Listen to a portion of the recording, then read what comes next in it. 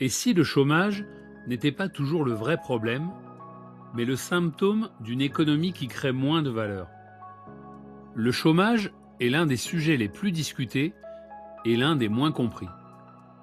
On accuse tour à tour la mondialisation, la technologie, les patrons, les délocalisations ou le capitalisme.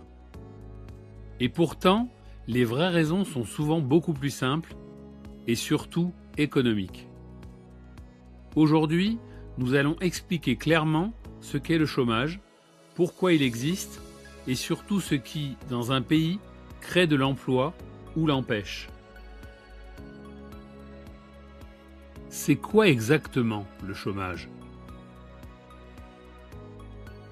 Le chômage, ce n'est pas seulement les gens qui ne trouvent pas de travail. Il existe 3 types de chômage. Le chômage frictionnel, c'est-à-dire le temps entre 2 emplois, c'est normal et même sain. Ensuite, le chômage structurel. Les compétences disponibles ne correspondent pas aux besoins du marché. Et enfin, le chômage conjoncturel, qui est lié aux crises et au cycle économique. Avoir 0% de chômage n'est pas possible. Le problème, c'est quand un pays dépasse 7, 8, voire 10% en continu. Là, ce n'est plus normal, c'est structurel. Pourquoi certains pays ont 3% de chômage et d'autres 8% pendant 30 ans? Les mêmes technologies, les mêmes multinationales, les mêmes crises mondiales. Et pourtant, États-Unis 3 à 4%, Allemagne 3 à 5%, Pays-Bas 2 à 4%, France 7 à 9% ou Espagne 12 à 14%. Si la mondialisation ou les robots étaient les coupables, tout le monde aurait les mêmes chiffres. Donc la raison est ailleurs, dans les règles du marché du travail lui-même. Le chômage vient avant tout du coût du travail. Employer quelqu'un n'est pas qu'une décision humaine, c'est une décision économique. Dans un pays où le coût du travail est élevé, les charges pèsent lourd, les risques juridiques sont importants et les procédures sont complexes, les entreprises hésitent à embaucher, embauchent plus tard ou embauchent moins. Le résultat, un chômage plus élevé mécaniquement. Ce n'est pas de l'idéologie, c'est de la microéconomie appliquée. Salaire minimum, protecteur ou barrière invisible? Dans un pays avec un salaire minimum très élevé par rapport à la productivité réelle, les jeunes, les personnes peu qualifiées et les entrants sur le marché sont les premiers exclus. Pourquoi? Parce que si le coût minimum est supérieur à la valeur que vous pouvez produire, l'entreprise ne peut pas vous embaucher sans perdre de l'argent.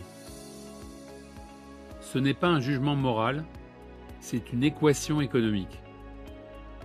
Mettre la barre trop haut exclut ceux qui ne peuvent pas l'atteindre immédiatement.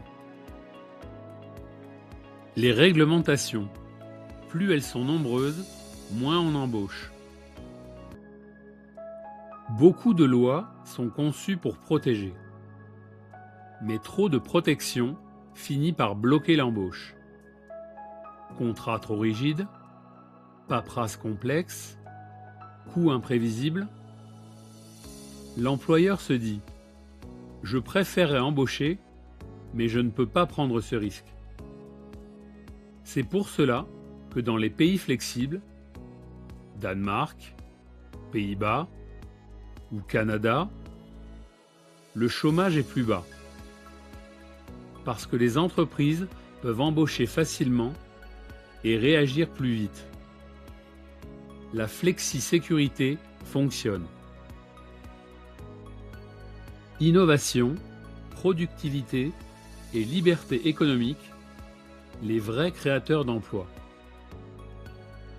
Les emplois ne sont pas créés par l'État. Ils ne le sont pas non plus par décret. Les emplois sont créés par l'investissement privé, l'innovation, la productivité, l'entrepreneuriat, l'épargne disponible ou la liberté économique. Un pays qui récompense la prise de risque crée plus d'emplois. Un pays qui la décourage crée plus de chômage. Pourquoi le chômage français reste haut depuis 40 ans? Le chômage français ne baisse jamais durablement, parce que les causes sont structurelles. Coût du travail élevé, rigidité du marché, découragement entrepreneurial, fiscalité étouffante, faible mobilité géographique, manque d'incitation à recruter.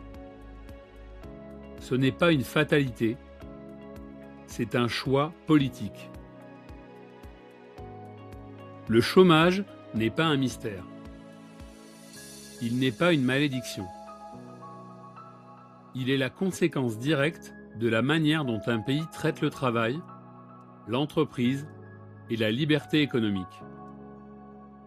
En comprenant cela, vous comprenez enfin pourquoi certains pays créent des emplois en continu et pourquoi d'autres restent bloqués. Si vous voulez continuer à comprendre l'économie simplement, abonnez-vous à la chaîne, likez, commentez et partagez. Merci à vous, à très bientôt.